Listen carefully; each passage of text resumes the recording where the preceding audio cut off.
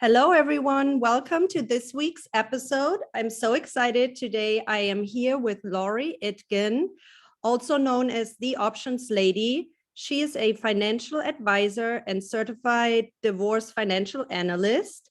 And she wrote the Amazon bestseller, Every Woman Should Know Her Options, Invest Your Way to Financial Empowerment. Good morning, Laurie. Welcome. Oh, so happy to be here, Anya. Thank you. I'm excited. So I want to start off with your own story, how you were raised around money and how you, just like your history and how you ended up writing the book and why you wrote it. So yeah, let's start there. All right, we'll start there. Yeah, in my book, which I wrote, it's been about 7 or 8 years ago now. It was really important to tell my story because investing has been such an integral part of my adult life. The story is, and those of you who've heard me give speeches know that my first stock investment I made when I was 24 years old, and I bought my first stock shares was Starbucks. And I really knew nothing about investing in stocks, but the really reason I bought Starbucks is that they had just opened up places in Washington, D.C. where I lived, and I thought it was a great cup of coffee. Oh, funny. But really, in those days, because that was in 1992 or 1993, January of 1993, there wasn't an easy way to diversify. When I talk about diversify, is you really should never put all your eggs in one basket. And these days, it's so much easier. We have the internet. You can put a portfolio together of a variety of stocks, or you can be putting together funds that just wasn't available back then. So it's really for anyone who's starting to invest now. The world is so different and it's so easy. Fees are so low, and it's just a great time to be an investor. So at age 24, like how much money did you invest? Where did you get the money from? And, what made you invest at such a young age, especially as a female? I had received a $1,600 inheritance from my grandmother. And when you look, if I went around now and said, oh, I got a $1,600 inheritance from my grandmother, people would laugh because that's not much of an inheritance at all, is it? Right. But it was money I didn't expect. And instead of buying shoes and clothes with this windfall, I thought I really needed to be investing for my future, saving for my future. But if you're not going to need the money for a long time, you should invest it, because if you just put it in a savings account and you earn whatever interest rate, you're not going to grow your money. And studies show even now when we are in a stock market crash, depending if you have investments now, if you have a 401k, if you compare your statement today in November of 2022 versus last year, you may be down 20 or even 30%.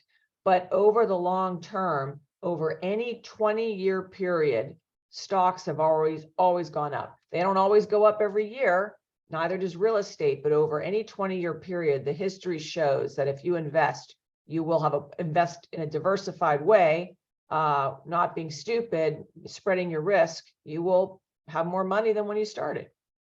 Right, but I'm still impressed that at age 24, you had that knowledge already. So how were you raised around money? Well, that's interesting so my mother had been divorced twice already by the time I was 10, and she was a teacher. She ended up starting her own literacy business later, but she was a teacher, and I didn't realize this until I got older, but her tastes and her wants for things, whether it be plastic surgery, even back then in the 80s, she was getting plastic surgery, getting furniture. Anytime she lost weight, she'd buy new clothes. Well, she wasn't really paying for it because my father the child support never increased all those years. So she wasn't getting much in child support for me and my brother. But I found out that her father, my pop-up, my grandfather, was subsidizing her. Mm, And Anya, not everyone has a pop-up. So right. if you are a woman and you are a career-minded person, but perhaps you end up having children, and one of you, either the one spouse, whether you're in a same-sex couple or heterosexual couple, it doesn't matter. Often one spouse stays home to take care of kids, or they both have to make enough money that they can afford childcare, which, as we know, is incredibly expensive, or a nanny. And so often one person, still traditionally the woman, takes time out of the workforce, raises children, and then if she should get divorced later in life, she's behind in her career. She is not going to have the earning potential as the spouse who kept with their career, and it's very difficult. And so you have to learn to be financially independent. You have to learn as a young person. And always my whole motto was, anything that I didn't need to spend, if I could live below my means, if I could spend less than my income brought in, I would invest the difference. And so every month, every year, I was anytime there was $500 in my checking account over the bills that I needed to pay, it went into my stock account, into my brokerage account. I just would transfer anytime I had $500 built up. I did that over the years. I'm 54 years old now. Wow. And did you teach yourself, or did you hire like a financial advisor to explain and help? I tried both. So it was interesting because I experimented with both. And now I am a financial advisor. I mean, this is a change in career for me. I didn't start out as a financial advisor, but I felt like it was really, at first I was skeptical. I thought to myself, why would anybody pay another person to help them invest, when, especially these days, you can invest on your own? There's all the platforms out there. But I realized that if I was a financial advisor, that would be a fiduciary financial advisor. That means making the commitment that I will put my client's interest above my own. Then it's a phenomenal career to have, because let's face it, I've been taught how to change the oil in my car. I've been taught how to change the flat tire on my bicycle. I still can't do it. I don't want to do it. And I pay people to do it for me. And some people want to pay a financial advisor to lead the investing for them. Do you also educate your clients? Like, if I assume you work mostly with women, right? Mostly with women, but I work with a lot of couples. I have some male clients. It's really interesting because some clients really want to learn. They're interested in discussing the portfolio. They want to, really, I'm working for them. Okay. I may have more knowledge on the subject, but they need to set the overall goals for me. I need to know what my clients' goals are, and then I recommend how we might meet them. Some clients don't even want to hear from me. I mean, sometimes I'll reach out, say, we haven't even talked in over a year. I need to know what's going on, because we may want to change what we're invested in to suit your cash needs, for instance. And other people want to meet with me maybe a couple times a year. It just all depends. And so when do you think is the right time to start investing? So people are nervous right now. People have seen, as I mentioned, the stock market since January, depending on if you're invested in what kind of stocks you're invested in, you may be down anywhere from 15 to 30%. And also what has been very troubling this past year is that most people have thought of bonds as being safe.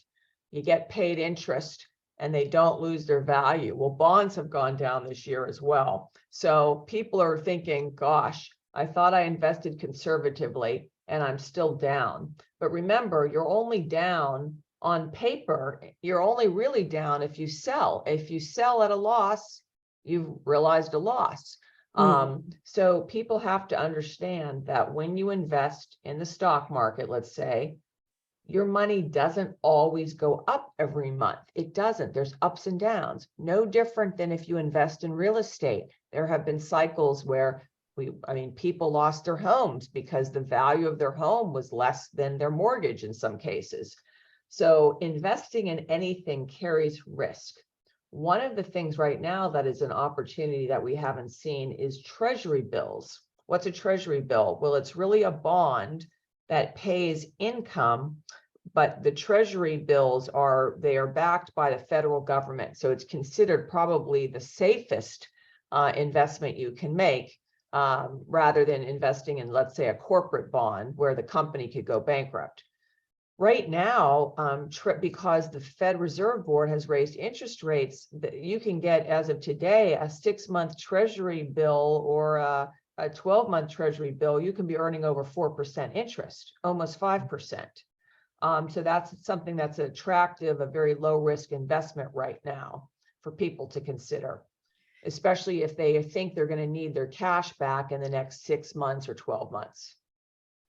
And then for someone who is brand new to all of this, where can people learn about investing? Someone who's never invested before. Well, it's overwhelming because there's so many ways to learn. Some people learn by reading, some people learn by video.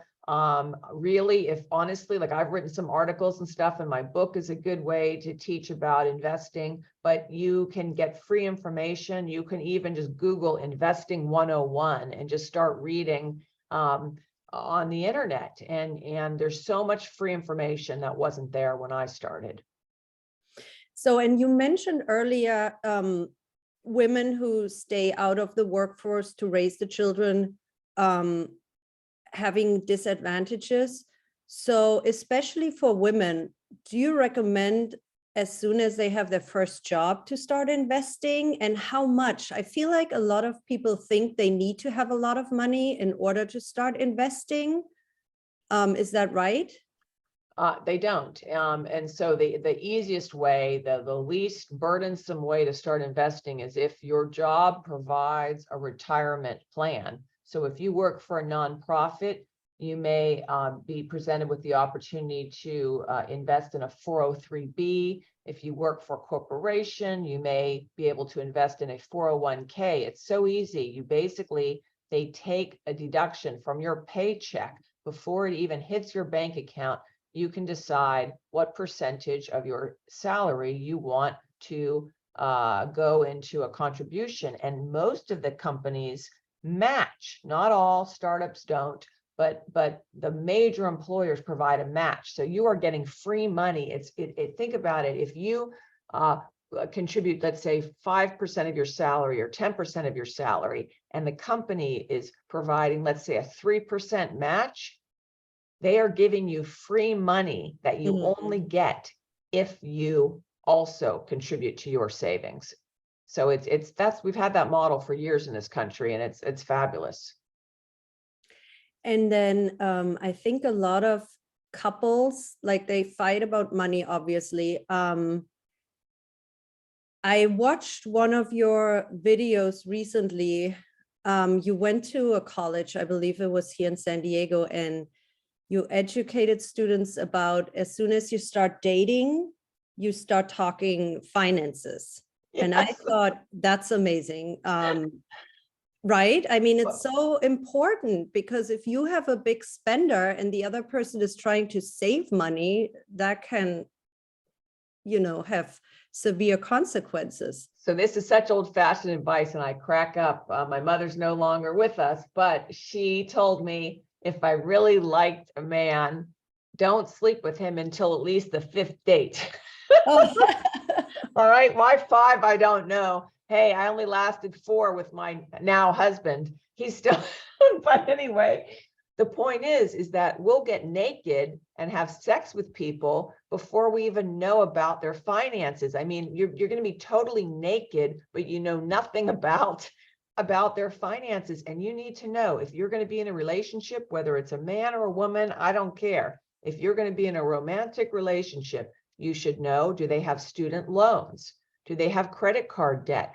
Because particularly in the state of California, because I'm also a certified divorce financial analyst, in addition to being a wealth advisor, money manager, in California, when you get married, unless you have a prenuptial agreement, either person's income in the marriage is community income. And either person who contributes to a retirement account, that's both their money during the marriage. So when you get married, you are not only having intimate sexual relations with this person, your money now is one. Okay. And your debt also, right? So if one Correct. person has a lot of credit card debt and you get divorced, you are responsible for the other person's debt as well. In California, typically that's the case. There's exceptions, but that's exactly right. And so also, people are getting married much later in life. I got married at 39, and most of us that are in their 30s, we may have some assets. We may have owned a property before marriage. We may have had a 401k or an IRA, an individual retirement account, and we want to make sure we protect that and keep that separate. Don't commingle that with the marriage money, because if you commingle it and you get divorced, it may be very hard to retrace it out. And so that's really important in California. When you get married, first of all, I always recommend a prenuptial agreement, a prenup, but I understand it's very difficult for some people to bring up that issue. So you should at least gather all your statements. You need to know what your net worth is when you get married. It may be negative if you have more debt than assets, but you want to know that, you want to have it in a spreadsheet, and you want to keep that, because if you ever do get divorced, you want to know what you came into the marriage with, so you can potentially leave the marriage with your separate property. Yeah. So a lot of people are really worried right now and kind of unsure what to do and how to prepare for a recession. So what are some practical tips around money that you can share with people to prepare? Yeah, that's such an excellent question, because we are in a situation where things are changing. The stock market was going up and up and up over the past decade. Real estate prices, as we've all known, have just grown exponentially, and now they're starting to soften. Mortgage rates that were 2.75 for a 30-year fix just a year and a half ago are now over 7% in some cases for a 30-year fixed. So I know people always have a problem spending less than what they earn, right? As the more we earn, the more we want to increase our lifestyle. But if a recession coming, you have to do the opposite. You now have to be saving even more, because we are seeing the big companies are starting to lay off people. If you just open the newspaper over the past week, you're going to see all these big firms are starting to lay off, or they're reducing hiring. In a time of recession, you need to know that you have an emergency fund. What's an emergency fund? An emergency fund is something where you have maybe 3 to 6 months of living expenses in a savings account or a very low risk investment. I mean, you really want to keep it in cash. You want to be able to access it within days if you need it, because you don't want to be putting expenses on a credit card, because credit card interest rates, as interest rates go up, their rates go up too. And if you are carrying a credit card balance, which some of my clients do from month to month to month, that is a black spiral into nothing. Because if you are paying 20% interest on a balance you have, you can't invest to earn more than 20%. So you're paying the bank or the credit card company 20%. It could be 18, it could be 25%. So now is the time, when a recession coming, for you to actually be stashing more money away in savings. And it is a good time to invest, right? Because I always feel like everything is on sale as far as stocks right now, because they are so low, and but people are oftentimes afraid to invest. Absolutely. So this is where working with a financial advisor is often worth the fee, quite honestly, because what we do is we are going to push our clients to think about what are their cash needs in the next 6 months, year, 2 years, anything that you're going to need in cash over the next, 6 months to 2 years should not be in stocks, because stocks can go down, and we are down right now. So could we go down more? Sure. Could we rebound? Sure. No one has a crystal ball. So think of your money in buckets.